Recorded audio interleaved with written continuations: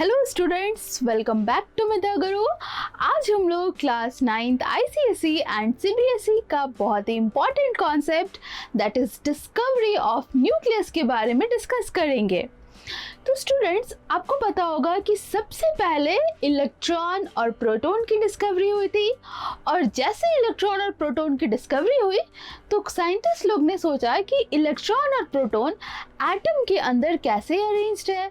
तो सबसे पहला एटॉमिक थ्योरी मींस एटम के स्ट्रक्चर के बारे में जे थॉमसन ने बताया था, और उसके बाद रदरफोर्ड साइंटिस्ट जिन्होंने डिस्कवरी की थी न्यूक्लियस की। तो आइए हम लोग डिटेल में समझते हैं कि न्यूक्लियस की डिस्कवरी आखिर कैसे हुई थी। हे स्टूडेंट्स, तो आज के क्लास में हम लोग रदरफोर्ड स्कैटरिंग एक्सपेरिमेंट, जिसे अल्फा रे स्कैटरिंग एक्सपेरिमेंट भी कहा जाता है, इसे विजुअलाइज करते हैं और जानते हैं कि न्यूक्लियस की डिस्कवरी आखिर कैसे हुई थी। तो जैसे कि आप सबको पता है कि न्यूक्लियस की डिस्कवरी किया था रदरफोर्ड साइंटिस्ट ने, और कब हुई थी? तो 1911 में। तो रदरफोर्ड ने अपने एक्सपेरिमेंट में क्या किया था? तो उन्होंने लिया था थिन गोल्ड फॉयल। ये जो रेक्टेंगुलर शेप में आपको दिख रहा है, ये गोल्ड के फॉयल है। अब उन्होंने गोल्ड मेटल ही क्यों लिया था? क्योंकि गोल्ड होता है एक बेस्ट मेलिएबल और डक्टाइल मेटल। मींस गोल्ड को हम लोग बहुत ही थिन प्लेट्स या वायर में कन्वर्ट कर सकते हैं। तो इसी वजह से उन्होंने गोल्ड का फॉयल लिया, क्योंकि उस गोल्ड फॉयल के थ्रू वो पास करा रहे थे अल्फा पार्टिकल को। अब अल्फा पार्टिकल क्या है? तो हीलियम एटम, आपको पता है इसके पास 2 इलेक्ट्रॉन है। जब हम लोग हीलियम एटम को एनर्जी देंगे और जब दोनों इलेक्ट्रॉन इसके बाहर चले गए, that is helium 2+, that is positive ion, इसे ही कहा गया अल्फा पार्टिकल। यानी कि गोल्ड फॉयल के थ्रू वो पास करा रहे थे पॉजिटिव चार्ज आयन को। और फिर उसके बाद उन्होंने देखा कि क्या क्या ऑब्जर्वेशन मिला, और उसी ऑब्जर्वेशन के बेसिस पे उन्होंने कंक्लूजन निकाला। ठीक है, तो ये जो आपको स्फेरिकल में दिख रहा है, ये सारे गोल्ड के एटम है, और यहाँ से उन्होंने पास कराया क्या? Alpha particle. ठीक है, तो आइए देखते हैं क्या ऑब्जर्वेशन मिल रहा है। तो देखिए, बहुत सारे ये जो अल्फा पार्टिकल है, ये आपको दिखेगा कि विदाउट एनी डिफ्लेक्शन वो स्ट्रेट पास कर रहे हैं, बहुत सारे स्ट्रेट पास कर रहे हैं। और कुछ ऐसे अल्फा पार्टिकल है जो कि स्मॉल एंगल से डिफ्लेक्ट कर गया। देखिए ये कहाँ गया, ये डिफ्लेक्ट किया ना, और बहुत सारे स्ट्रेट चले गए। और आउट ऑफ 10,000 या 12,000 कहा जाता है कि एक ऐसा अल्फा पार्टिकल था जो कि पूरा का पूरा रीबाउंस कर गया। मींस पूरे के पूरे 180 डिग्री से बैक आ गया। तो ये सारे ऑब्जर्वेशंस थे। इसके जो पार्टिकल्स है, इसको हम लोग ट्रेस भी कर सकते हैं। देखिए ये ज़्यादा विजिबल हो रहा है अच्छे से। बहुत सारे स्ट्रेट गया, कुछ डिफ्लेक्ट किया, और आपको बहुत टाइम मतलब ऑब्जर्व करना पड़ेगा कि एक ऐसा अल्फा पार्टिकल है जो कि जाकर पूरा का पूरा वापस आ गया। तो ये थे ऑब्जर्वेशन। अब ऑब्जर्वेशन के बेसिस पे उन्होंने कंक्लूजन निकाला। आइए समझते हैं कंक्लूजन को। तो रदरफोर्ड का जो एक्सपेरिमेंट था, और उस एक्सपेरिमेंट में जो उन्हें ऑब्जर्वेशन मिला, वो उनके एक्सपेक्टेशन से बिल्कुल ही अलग था। अब आइए समझते हैं कि रदरफोर्ड का आखिर एक्सपेक्टेशन क्या था। तो लेट्स सपोज ये एक गोल्ड फॉयल है, और ये है alpha particle, that is helium 2+।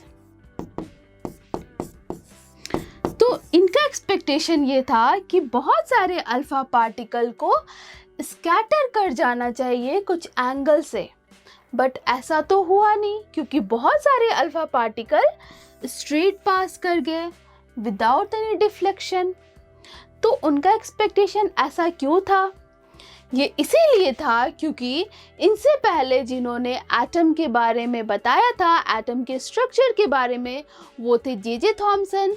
और उन्होंने क्या बोला था? उन्होंने ये बोला था कि एटम एक पॉजिटिव चार्ज का स्फीयर है और इसमें इलेक्ट्रॉन्स एम्बेडेड हैं। यानी कि एटम स्फेरिकल है और पूरा का पूरा पॉजिटिव चार्ज से घिरा हुआ है, और इसमें इलेक्ट्रॉन्स एम्बेडेड है, जस्ट लाइक सीड्स इन वाटरमेलन। मीन्स रेड वाला पार्ट जो होता है वो सारा का सारा पॉजिटिव चार्ज है और सीड्स है इलेक्ट्रॉन। और इस मॉडल को वाटरमेलन मॉडल भी कहा जाता है।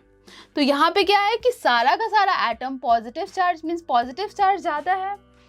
तो यानी कि जब अल्फा पार्टिकल भी क्या है, पॉजिटिव चार्ज, और पॉजिटिव को रिपेल करना चाहिए, मीन्स बहुत सारे अल्फा पार्टिकल को डिफ्लेक्ट कर जाना चाहिए था अपने कुछ एंगल से, बट ऐसा हुआ नहीं। तो इससे जे थॉमसन का मॉडल रॉन्ग प्रूफ हो गया, है ना। तो आइए देखते हैं अब इनके ऑब्जर्वेशन क्या थे, जो हमने ऑलरेडी देख लिया है।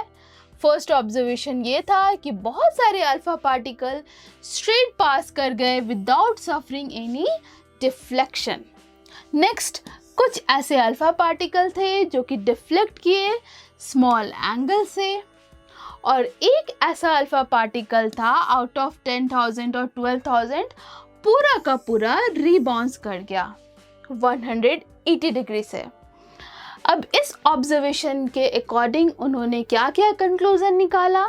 तो सबसे पहला कंक्लूजन था कि स्ट्रेट पास कर गया, it means most of the space in atom is empty, खाली है तभी तो पूरा स्ट्रेट चला गया। उसके बाद दूसरा ऑब्जर्वेशन क्या था, पहला हो गया, दूसरा कि पॉजिटिव चार्ज तो है एटम में तभी तो डिफ्लेक्शन हुआ, बट बहुत ही कम जगह पर है, ठीक है। फिर एक ऐसा पार्टिकल था जो कि पूरा का पूरा रिबाउंस कर गया, मींस एक ऐसा जगह है एटम में जहाँ पे बहुत सारे पॉजिटिव चार्ज है, और इसी को उन्होंने कहा न्यूक्लियस। और उन्होंने ये भी बताया कि न्यूक्लियस का जो साइज है एज कंपेयर टू एटम का साइज बहुत ही छोटा है, ठीक है। The total volume occupied by nucleus is very small as compare to total volume of atom, और सारा का सारा मास कॉन्सेंट्रेटेड है इस न्यूक्लियस पर, क्योंकि पॉजिटिव चार्ज है यहाँ पे। और आपको ये भी पता होगा कि पूरा का पूरा मास किस पे डिपेंड करता है एटम का, वो डिपेंड करता है प्रोटॉन पे और न्यूट्रॉन पे, क्योंकि इलेक्ट्रॉन का मास हम लोग नेग्लिजिबल मानते हैं क्योंकि वो बहुत ही कम होता है as compare to mass of proton and neutron. तो इस तरह से न्यूक्लियस की डिस्कवरी हुई थी।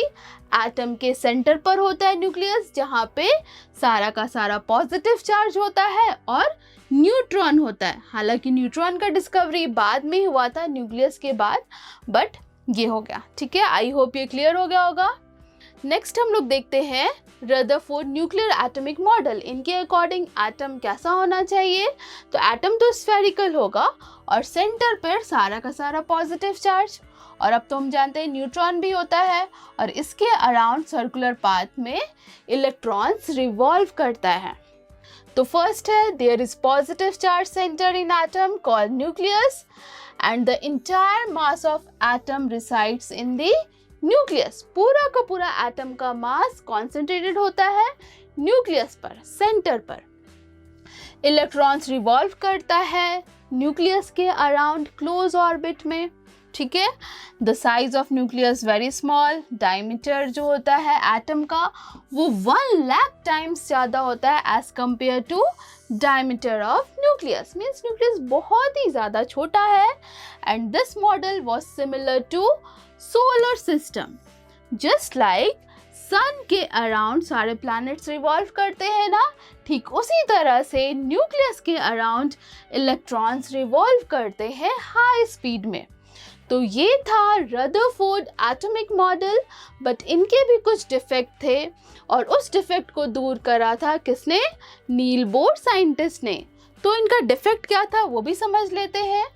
डिफेक्ट ये था कि इन्होंने एटम के स्टेबिलिटी के बारे में नहीं बताया। कैसे? इन्होंने बोला कि न्यूक्लियस मीन्स जहाँ पे सारा पॉजिटिव चार्ज है, इसके अराउंड इलेक्ट्रॉन्स रिवॉल्व करेगा हाई स्पीड में, बट इन्होंने फिक्स नंबर ऑफ इलेक्ट्रॉन्स नहीं बताया कि कौन से ऑर्बिट पे कितने नंबर ऑफ इलेक्ट्रॉन्स रिवॉल्व करेंगे, ठीक है। तो ये जो है इनका प्रूफ रॉन्ग हो गया। क्यों? क्योंकि अकॉर्डिंग टू इलेक्ट्रोमैग्नेटिक थ्योरी, अगर कोई चार्ज पार्टिकल सर्कुलर पाथ में किसी दूसरे चार्ज पार्टिकल के अराउंड सर्कुलर पाथ में अगर रिवॉल्व करता है, तो वो कंटिन्यूअसली अपना एनर्जी को रिलीज करता है। तो यानी कि इलेक्ट्रॉन्स रिवॉल्व करते करते करते अपना एनर्जी लूज़ करते करते एक ऐसा टाइम आएगा कि अपना ये सारा एनर्जी लूज़ कर देगा, तो ये इलेक्ट्रॉन फॉल कर जाएगा न्यूक्लियस पर, यानी कि फिर ये तो स्टेबल ही नहीं हुआ एटम, तो यानी कि स्टेबिलिटी ऑफ एटम को ये जस्टिफाई नहीं कर पाए थे। तो ये इनका हो गया ड्रॉबैक। तो इनके ड्रॉबैक को बोर मॉडल ने रेक्टिफाई कर लिया। तो ये था न्यूक्लियस का डिस्कवरी। आई होप आपको अच्छे से समझ में आया होगा। तो स्टूडेंट्स, अगर आज का क्लास आपको अच्छा लगा तो मिधा गुरु को लाइक, शेयर और सब्सक्राइब करना बिल्कुल भी ना भूलें। अब मिलते हैं नेक्स्ट वीडियो में, तब तक के लिए बाय बाय।